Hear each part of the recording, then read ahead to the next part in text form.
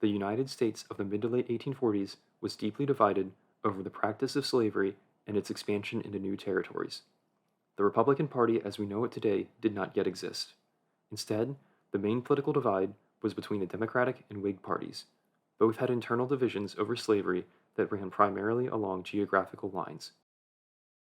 The Democratic Party had a number of factions at the time. The smallest group was the abolitionists, almost all of whom were Northerners. They opposed slavery on moral grounds and believed that it should not exist anywhere within America. Another contingent was the Southern Democrats, who supported slavery and the economic structure it created in their states.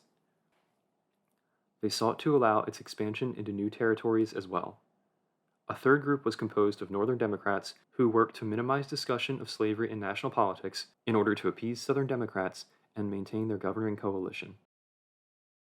The final group was mostly composed of middle-of-the-road, anti-slavery Northern Democrats. These politicians did not have a significant moral opposition to slavery, but instead believed that it hurt Northern whites both politically and economically. They opposed the expansion of slavery into new territories, although they did not call for its end where it already existed. Even as the Mexican-American War was still being fought, debate was taking place over whether slavery would be allowed in any territories gained from the war. Naturally, this was supported by Southerners and strongly opposed by Northerners. The debate was exacerbated on Saturday, August 8, 1846, when President James Polk submitted a request to Congress for $2 million, about $64 million in 2024 value, as part of negotiations with Mexico to end the war. Polk had not given Congress any advance warning for this request, and they were scheduled to adjourn on Monday, so it was debated in a special session that Saturday night. David Wilmot, a Democratic congressman from Pennsylvania, offered an amendment to the appropriations bill that was being considered to meet Polk's request, with support from other anti-slavery Democrats. Wilmot's amendment proposed that slavery would not be allowed in any of the territories gained from Mexico. Another Democratic congressman put forth an amendment that would have permitted slavery in some new territories by extending the boundary between states where slavery was allowed and prohibited, as established in the Missouri Compromise, all the way to the Pacific Coast. However, this was defeated by a vote of 89 to 54 in the House of Representatives. Wilmot's proposal was added to the appropriations bill by an 83 to 64 margin.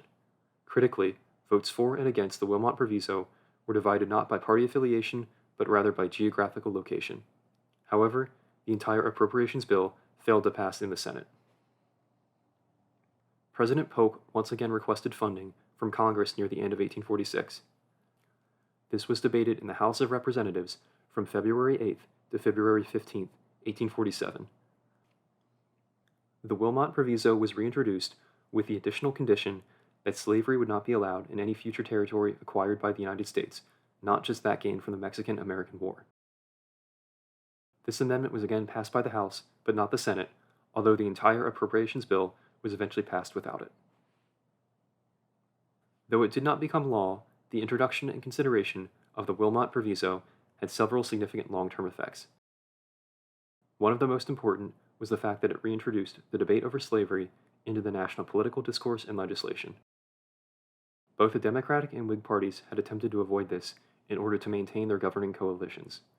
This was especially clear in the Democratic Party, where Northern Democrats made an effort not to oppose the institution or growth of slavery in order to appease their Southern colleagues. However, their support for the Wilmot Proviso began to break trust along these regional intra-party lines. The Proviso also sparked the first serious discussion of secession among Southerners. Although limited at the time, support for this idea would grow throughout the 1850s. One final effect of the Proviso was that the splintering it created along regional lines began generating the abolitionist and anti-slavery faction that would eventually form the early Republican Party.